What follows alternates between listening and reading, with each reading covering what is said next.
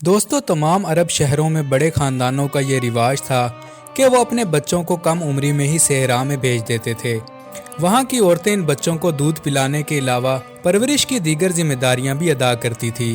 بچوں کو صحرا بھیجنے کا مقصد صرف وہاں کی کھلی اور تازہ ہوا میں سانس لینا نہیں ہوتا تھا، بلکہ صحرا میں انسانی روح کے لیے بہت سے مواقع موجود ہوتے تھے۔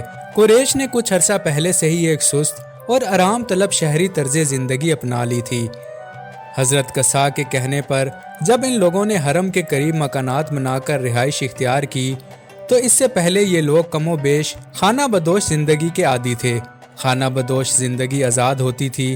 صحرا میں رہ کر انسان کو یہ شعور حاصل ہوتا تھا کہ وہ اپنے ماحول کا مالک ہے۔ اس خود شعوری کا اثر یہ ہوتا تھا کہ وہ وقت کے دباؤ کے احساس سے آزاد ہو جاتے تھے۔ جب بھی خیمہ اکھاڑتے، گزرے دنوں کو خیر آباد کہہ دیتے اور آنے والے دن کا سامنا بے فکری سے کرتے۔ گویا نہ وقت کی قید ہوتی نہ جگہ کی۔ شہری زندگی ایک قید کی مانند ہوتی ہے جو ایک ہی جگہ کا پابند ہوتا ہے۔ گزرا ہوا کل، آج اور آنے والا کل سب ایک خاص دائرے میں بند ہو جاتے ہیں۔ شہری طرز زندگی نے ان عربوں سے وہ طرز حیات چھین لی تھی۔ شہروں میں ان عربوں کو اپنی ہر شے بیکار اور بدبودار محسوس ہونے لگی تھی۔ ان کی زبان کی فصاحت یعنی خوش بیانی جو انسان کا قیمتی سرمایہ تھی، وہ بھی شہری ماحول میں کہیں کھو گئی تھی۔ عربوں میں چند ہی لوگ تعلیم یافتہ تھے، لیکن تقریر ایک ایسی خوبی تھی جو ہر والد اپنے بچے میں دیکھنا چاہتا تھا۔ کسی شخص کی اہمیت اس کی خوش بیانی سے جانی جاتی تھی، اور اس خوش بیانی کا تاج شاعری تھی۔ اگر خاندان میں کوئی مشہور شاعر ہوتا تو وہ پورے خاندان کے لیے فخر کی بات سمجھی جاتی تھی۔ بڑے شاعر اکثر کسی نہ کسی صحرائی قبیلے سے تعلق رکھتے تھے۔ یہ صحرا میں رہنے کا ہی فائدہ تھا کہ ان کی روزمرہ باتیں بھی شاعری کی مانند ہم وزن ہوتی تھی۔ بس یہی وجہ تھی جس کی بنا پر عرب ترجیح دیتے تھے کہ ان کے بچے صحرا میں پرورش پائیں اور وہیں پروان چڑھیں۔ قریش کے بچوں کے لیے صحرا میں 8 سال تک قیام کرنا عام بات تھی۔ جتنا طویل قیام ہوتا اتنا ہی ان کی شخصیت پر گہرا اثر پڑتا۔ چند قبائل بچوں کی پرورش کے حوالے سے بہت معروف تھے۔ ان میں سے ایک قبیلہ خاص طور پر قبیلہ بنو سعد بن بکر بھی انہی میں سے تھا۔ یہ قبیلہ حوازن کی ایک شاخ تھا جو مکہ کے قریشی جنوب مشرق صحرا کے علاقے سے تعلق رکھتا تھا۔ سیدنا آمنہ کی خواہش تھی کہ وہ اپنے بیٹے کی پرورش کی ذمہ داری ایسے قبیلے کی کسی خاتون کے سپرد کریں۔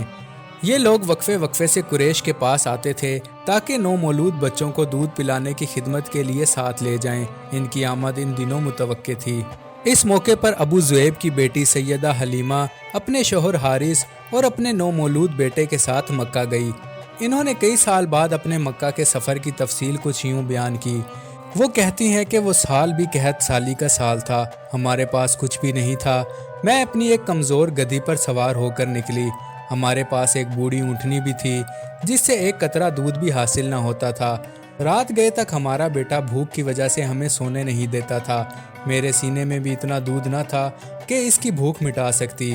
میری سواری کی گدھی اس قدر کمزور تھی کہ میرے ہم سفر افراد کو بار بار میرے پیچھے رہ جانے کے باعث رک کر میرا انتظار کرنا پڑتا تھا، اور بس ایک ہی خواہش تھی کہ کاش بارش ہو جائے تاکہ اونٹ اور گدھی دونوں کے کھانے کا سامان ہو جائے اور ان کے تھن دودھ سے بھر جائیں۔ اسی حالت میں جب ہم مکہ پہنچے تو ان بچوں کی تلاش شروع ہوئی جن کے والدین کو دودھ پلانے کی ضرورت تھی۔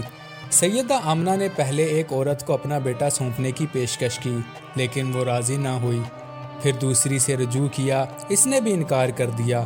کچھ عورتوں نے یتیم بچے کی ذمہ داری اٹھانے سے ہی انکار کر دیا۔